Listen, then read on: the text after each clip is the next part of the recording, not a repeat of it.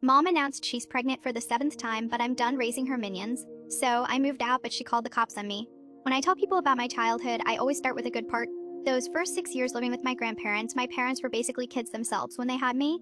Mom was 19, Dad was 20. Real Einstein-level family planning right there, since teenagers working minimum wage can. Taffered their own place, we crashed at my maternal grandparents' house, and those early years were legitimately the best. Time of my childhood, my grandpa, let's call him Gramps, was this old school mechanic, taught me everything from changing oil to rewiring outlets. The man could fix anything with duct tape and determination. His workshop in the garage was basically my childhood paradise, organized tools. Actual workbenches and projects that made sense. My grandma Nana was Martha Stewart, but with actual warmth. Her house was spotless, everything was homemade, and she never once made me feel like a burden. Her kitchen always smelled like something amazing was happening, with fresh cookies cooling on the counter. What really made those years special was how my grandparents treated me like I mattered. When I had a bad day at school, Nana would make hot chocolate and actually listen to what happened. When I was excited about something I learned, Gramps would put down whatever he was doing and give me his full attention. They showed up to every school event, remembered what I was interested in, and made me feel like being their granddaughter was something they were proud of.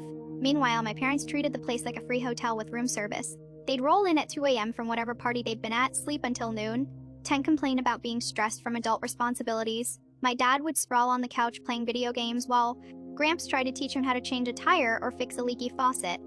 That's what Chipotle is for, my dad would say, never looking up from his controller.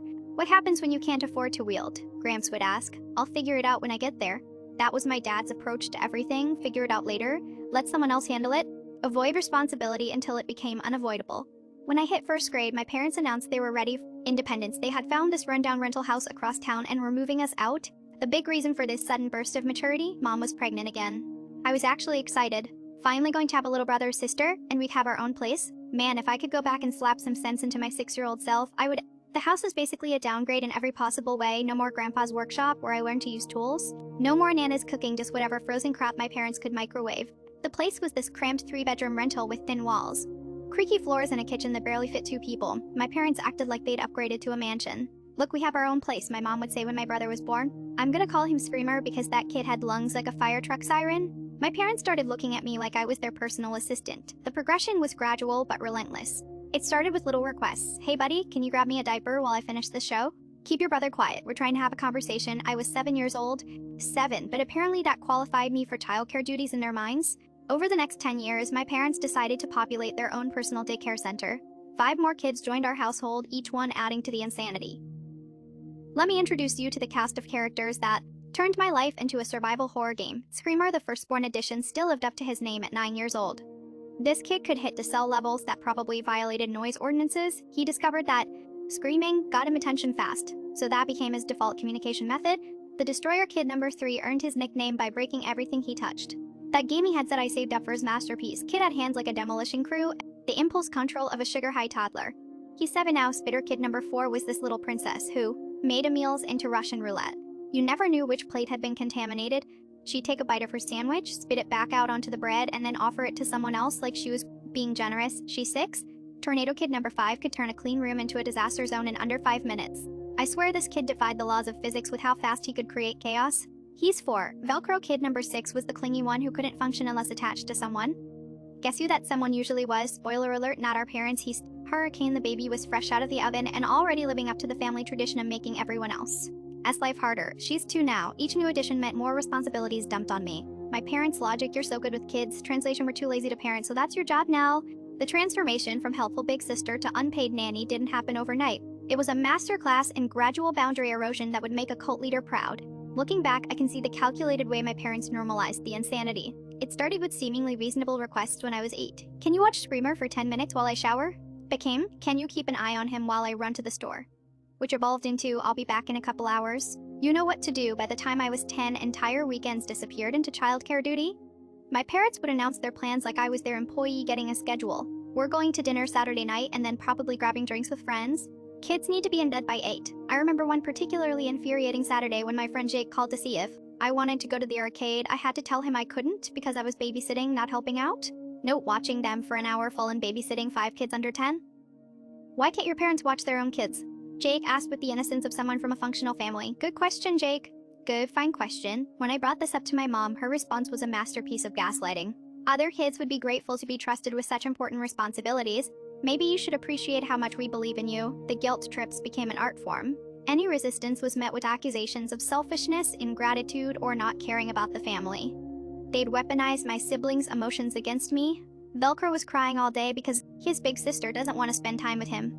Meanwhile, my parents' idea of quality time with their own children was parking them in front of the TV while they scrolled through their phones. But somehow I was the selfish one for wanting a social life.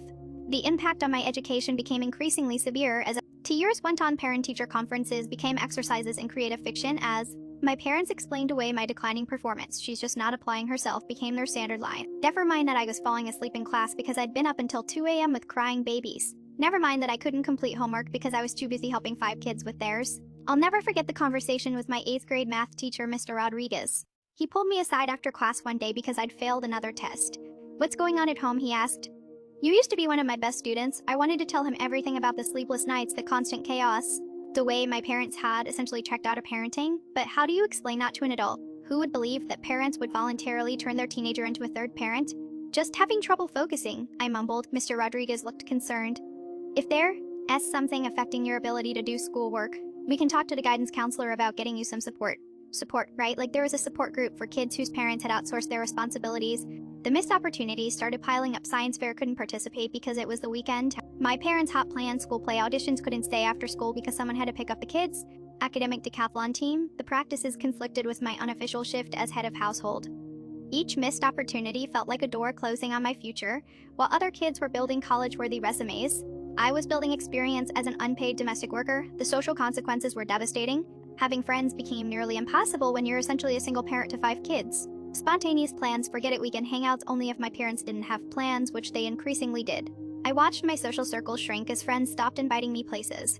Who wants to hang out with someone who is always canceling last minute because of family obligations? The few friends stuck around started treating me like I was some kind of tragic figure. "Dude, why don't you just tell your parents no?" My friend Marcus asked after I had to bail on his birthday party. Easy for him to say. Marcus's biggest responsibility was taking out the trash once a week. He had no concept of what it was like to have 6 people depending on you for basic survival while 2 adults played house. The isolation was particularly brutal during my sophomore year. There was this guy, Daniel, who I'd been talking to for weeks. He was smart, funny, and actually seemed interested in me. We'd made plans to go see a movie together, my first almost date ever, 2 hours before I was supposed to meet him. My parents announced they were going to a friend's wedding reception. It's last minute, but Jenny had a couple cancel. "We can finally go out for once, but I have plans," I said, desperately hoping they'd remember that I was a human being with my own life plans change. "Family comes first," my dad said, not even looking up from his phone. I had to call Daniel and cancel. The embarrassment was crushing. How do you explain to a guy you like, you can't go out because you have to babysit your siblings? It sounds like the lamest excuse ever, even when it's true. Daniel was understanding about it, but things were never the same between us after that. He started talking to Rachel Lopez, who had the luxury of being available when he wanted to hang out. Rachel's biggest worry was whether her parents would let her borrow the car, no whether she'd be stuck changing diapers all weekend. What made the situation even more infuriating was how our extended family not only normalized but actively encouraged the dysfunction. Family gatherings became showcases for how responsible and mature I was compared to other kids my age. "Look how good she is with all the little ones." My Aunt Karen would gush to anyone who'd listen. "You're so lucky to have such a helpful oldest child." Lucky, right? Uncle Mike, Karen's husband, would pat my dad on the back like he'd accomplished something impressive. "You really raised her right." Kids these days don't know what responsibility looks like. The irony was lost on everyone except me, and eventually Paul, my mom's nephew, who was close enough in age to see through the FME. Paul was about 7 years older than me, and unlike the rest of the family, he'd actually paid attention to what was happening. During one particularly chaotic Christmas gathering, Paul watched me wrangle all 6 kids while my parents socialized with drinks in hand. He pulled me aside later. "This isn't normal, you know," he said quietly. "What do you mean? Emmy, you're doing all the work while they act like guests at their own kid's party. When's the last time you got to just be a kid at a family gathering?" I couldn't remember. At every family event, I was automatically assigned to kid duty while my parents enjoyed themselves. It had become so normalized that I'd stopped questioning it. Paul started paying closer attention after that conversation. He'd notice when I disappeared during family gatherings to change diapers or break up fights. He'd see me fall asleep on the couch because I'd been up all night with whoever was going through a sleep regression phase. Most importantly, he started calling it out. "Where are their parents, BA?" He'd ask loudly when chaos erupted, and I automatically moved to handle it. "She's got it under control," my mom would say dismissively. "That's not the point. They're not her kids." The family would get uncomfortable when Paul pointed out the obvious. It disrupted their carefully constructed narrative that this was just normal family dynamics. There were several moments over the years when I almost snapped completely. Times when the weight of responsibilities I never asked for became too much to bear. One of the worst was during my junior year when Hurricane was about 8 months old. I'd been up for 2 straight nights because she had some kind of stomach bug and wouldn't stop crying. I was beyond exhausted, running on maybe 6 hours of sleep total across those 2 days. I had a huge chemistry test that Friday, one that could seriously impact my grade in a class I needed for college prerequisites. I'd been studying for weeks, but the sleep deprivation was making it impossible to concentrate. Thursday night, Hurricane was having another meltdown. Nothing worked. I tried feeding her, changing her, rocking her. Walking around the house, my parents' bedroom door was closed and I could hear the TV playing. They were awake, they just weren't helping. At around 1 a.m., I finally broke down. I sat on the floor of my room holding the screaming baby and just started crying myself. I was 17 years old and I felt like my life was disappearing into this black hole of other people's responsibilities.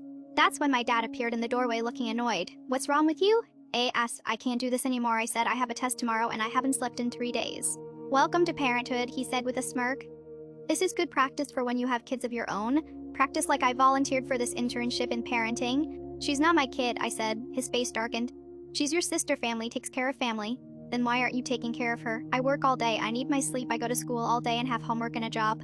"When do I get to sleep?" "You'll figure it out. You always do." And there it was. The fundamental problem with my family's logic, because I'd been forced to figure it out so many times, they assumed I always would. My competence had become a prison. I failed that chemistry test. Not just failed, bombed it completely. The sleep deprivation made it impossible to remember anything I'd studied. When I tried to explain to my teacher what had happened, it sounded like I was making excuses. "Family responsibilities are important," Mistress Chen said sympathetically, "but you need to find a balance. Maybe you could ask your parents for help managing your time better." Ask my parents for help. If only it were that simple. By senior year, the impact on my future was becoming undeniable. My GPA had dropped to a 2.88 and my SAT scores reflected months of test prep interrupted by trial error emergencies. The guidance counselor called me in for a meeting about college applications. "Your grades don't really match your potential," Mistress Patterson said, looking at my transcript. "What happened between sophomore and junior year? How do you explain that your grades tanked because you became a night shift nurse for an infant, that your study time disappeared because you were helping 5 kids with their homework every night while your parents watched Netflix? Just had some family stuff going on." I said, "Well, with these grades, your college options are limited. Community college might be a good place to start and transfer later." Community college? I'd once dreamed of going to a 4-year university, maybe studying engineering like Gramps had always encouraged. Now I was looking at starting over at community college because I'd spent my high school years raising children and bearing mina. The cruel irony was that my parents were actually proud of my maturity and responsibility. They bragged to other parents about how independent and capable I was, never acknowledging that they'd stolen my adolescence to create that maturity. "She's gonna make such a great mother someday." My mom would tell people she's had so much practice. I never asked for a childhood. I never got to have. The moment I truly understood how this my situation was came during a conversation with my friend Tyler's dad. Tyler and I were working on a group project at his house, and I mentioned I needed to leave early to pick up my siblings. "From school? Don't your parents usually handle that?" Mr. Johnson asked. "They're at work," I said automatically. "What time do they get home?" "Around 6, usually." Mr. Johnson looked confused. "So you're responsible for after-school care for 6 kids every day?" When he put it like that, it sounded insane. Aben to me, I guess. "Yeah, that's a lot of responsibility for a teenager." Tyler looked embarrassed for me. "Dad, it's just how their family works." But Mr. Johnson wasn't letting it go. "How do you manage homework and sports and everything else teenagers do?" "I don't really do sports," I admitted. "What about college prep, SAT tutoring, extracurriculars?" Each question felt like a spotlight on everything I was missing. Normal teenage experiences that other kids took for granted were impossible luxuries in my world. That night, I went home and really looked at my life. I was 18 years old and had never been to a school dance, never played a sport, never joined a club, never had a real boyfriend, never gone to a friend's house just to hang out without worrying about getting home for kid duty. I'd been so busy being the third parent that I'd forgotten to be a kid. The 7th pregnancy announcement didn't come out of nowhere. There had been signs that my parents were gearing up for another round of baby making. Hushed conversations that stopped when I entered rooms. My mom suddenly being more interested in my plans. "After graduation, you'll probably want to stick around for a year or 2 before college," she'd say casually. "Help us get settled into a new routine." New routine code for, "We need you to raise this baby too." When they finally made the announcement during that family meeting, the looks on my siblings' faces said everything. Even they understood that another baby meant more chaos, more noise, more competition for attention that was already spread too thin. But what really sealed my decision to leave was the conversation I overheard later that night. My parents thought I was asleep, but their voices carried through the thin walls. "Think she'll be okay with it?" my dad asked. "She doesn't really have a choice," my mom replied. "Where is she going to go? She can't afford her own place." Good point. And honestly, she's better with babies than we are at this point. They were planning my life like I was their employee. No dear daughter, banking on my inability to leave, confident that I'd just accept this new burden. Like I'd accepted all the others. That's when I knew I had to go. And by the time I was 16, my parents made a decision that still makes my blood pressure spike when Hurricane was born. Instead of putting the crib in their room like normal humans, They stuck it in mind, their justification, "You're so good with babies and we really need our sleep for work." So at 16, I became a single mom to my infant sister. 2 a.m. feedings, diaper changes, dealing with colic, walking the floor for hours trying to get her back to sleep, all while trying to maintain decent grades and not look like an extra from The Walking Dead at school. The setup in my room was basically a nursery that happened to have my bed in it, crib against one wall, changing table where my desk used to be, bottles and baby supplies covering every surface. My computer got moved to a corner where I could barely use it and forget about having any privacy. The sleep deprivation was brutal. My grades started tanking. How could they not? I went from being a solid B+ student to barely maintaining a C average when my guidance counselor called home about my dropping GPA. My mom's response was classic: "Oh, she's just going through a rebellious phase." You know how teenagers can be? She stays up too late playing video games. Probably video games, right? Because I had so much free time last month, my parents decided to drop their atomic bomb during a family meeting. "We have exciting news," my mom announced, like she was revealing winning lottery numbers. I just knew what was coming. We're having another baby. Number 8, the room started spinning. They weren't even telling me as their daughter. The way my dad phrased it made everything crystal clear. "We're gonna need extra help when the baby comes. Good thing you're 18 now, so you can take on more responsibility without any legal issues." They'd actually thought about the legal implications of their child labor operation. That's when something inside me just snapped. I was done, completely, utterly done. I excused myself, went to my room, and called Gramps. "Grandpa, they made another mistake. I need help. Can I please come live with you?" The silence lasted maybe 3 seconds before he exploded.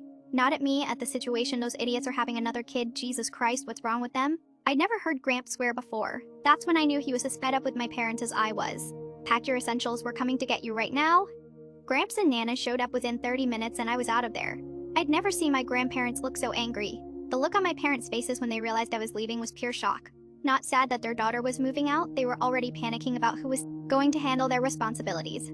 "You can't just leave," my mom shouted like I was breaking some kind of contract. "Watch me," I said, walking past her with my duffel bag. "We're your parents," my dad added. Like that meant something coming from people who treated me like hired help for years? "No," I said, stopping at the door. "You're the people who gave birth to me. There's a difference." As we drove away, I could see my parents standing in the doorway with the kids. Chows erupting behind them, finally getting a taste of what their lives look like without their unpaid babysitter. Within hours of my escape, my phone turned into a notification nightmare. Angry texts, missed calls, voicemails, ranging from furious to manipulative to downright pathetic. First came the anger. "How dare you abandon your family like this? Get your ass home right now." When that didn't work, they switched to guilt. "Your siblings are asking where you are. Belker hasn't stopped crying since you left." Then came the manipulation. "We've always been there for you. Family sticks together through thick and thin." But the text that really showed their true colors came from my dad at 2 a.m. "Do you have any idea how much babysitters cost? You can't just leave us hanging like this." There it was. Their real concern wasn't losing their daughter, it was losing their free child care. They actually called the police twice. Both times, the responding officers took one look at the situation, basically told my parents to get a life, "Ma'am, she's 18 and a high school senior." The first officer explained, "Unless you have evidence of kidnapping or coercion, there's nothing we can do." Here's where things got really interesting. Turns out Gramps and Nana had been documenting more than I realized. Every concerning conversation, every time I'd shown up exhausted, every joke I'd made about being the third parent, they'd been keeping track. When they called CPS, they had documentation going back months. The social worker assigned to the case found exactly what you'd expect: chaos. When she interviewed my siblings separately, the truth came out fast. Kids are terrible liars. Who usually dealt with the baby at night? Lissa. Who helped with homework? Lissa. Hal got them ready for school when mom and dad were too tired? Take a wild guess. Screamer, bless his chaotic little heart, was particularly honest. She does everything. Mom and dad watch TV mostly. The CPS investigation wrapped up after 3 weeks. The official finding: inappropriate delegation of parental responsibilities to a minor child, resulting in educational impact and emotional stress. The consequences were beautiful. Mandatory parenting classes, required childcare education. 6 months of supervised visits from a family caseworker, professional childcare requirement for date nights, written acknowledgement of my rights. The real consequences hit them where it hurt most: their wallets and their reputation. Professional childcare for 5 kids during their weekly date night. That's easily $100 to $150 per night. As for me, I'm absolutely thriving. My grades bounced back immediately once I started getting full nights of sleep. I went from a 2.8 gigapascals to pulling 3.6. By the end of senior year, I got accepted to that engineering program I'd missed the previous summer. My college applications are looking solid. And I've even got a part-time job at Gramps and Buddy's auto shop. Real work that pays actual money. Revolutionary concept. The relationship with my parents is permanently damaged, but honestly, I'm good with that. Some of my siblings started asking questions about why I left. Screamer asked Mom why I had to take care of Hurricane at night when that was parent stuff. My mom's response: families have to help each other. But Screamer, not satisfied with vague answers, shot back: "But why didn't you help her with her homework like she helped us?" Out of the mouths of babes, the best part, my parents are finally learning what it actually takes to raise 7 kids. During one family gathering, when someone asked about the babysitting costs, my cousin Paul's response was perfect. Welcome to what actual parenting costs. Most people figure that out before having 7 kids. Looking back, I realized this story isn't just about escaping a toxic family situation. It's about recognizing when you're being exploited and having the courage to stand up for yourself. Even when the people doing the exploiting are supposed to love and protect you, my parents turned parentification into an art form, gradually increasing my responsibilities until I was essentially a third parent in the household. They justified it as building character and family responsibility, but the reality was that they were too lazy and selfish to raise their own children. The most important lesson I learned is that family isn't about blood, it's about how people treat you. My grandparents showed me what real family looks like: support, encouragement, and unconditional love that doesn't come with strings attached. They invested in my future instead of exploiting my present. Now, as I prepare for college and my actual adult life, I'm grateful for the experience. In a weird way, it taught me responsibility. Sure, but more importantly, it taught me my own worth. I learned that I deserve to be treated with respect, that my education and future matter, and that I don't owe anyone my life just because they gave birth to me. My story has a happy ending because I had advocates in my grandparents and cousin Paul. Not everyone in similar situations is so lucky. If you're reading this and recognize yourself in my story, know that what's happening to you isn't normal, it's not your fault, and you deserve better. Sometimes the bravest thing you can do is walk away from people who don't value you, even if they share your DNA. Sometimes the family you choose is better than the family you're born into. And sometimes, just sometimes, standing up for yourself inspires others to examine their own situations and make changes. 2. My siblings are still young, but I hope that as they grow up, they'll remember that their big sister fought the right to have her own life. Maybe they'll learn from my example that they don't have to sacrifice their futures, their parents' convenience. As for my parents, they're finally learning what actual parenting looks like. And it's expensive, exhausting, and thankless work. Who would have thought? The irony isn't lost on me that they spent years telling me I needed to be more grateful for what they provided, when the reality was that I was the one providing for them unpaid labor, free childcare, and a convenient scapegoat for their own failures as parents. But that chapter of my life is closed now. I'm writing a new one,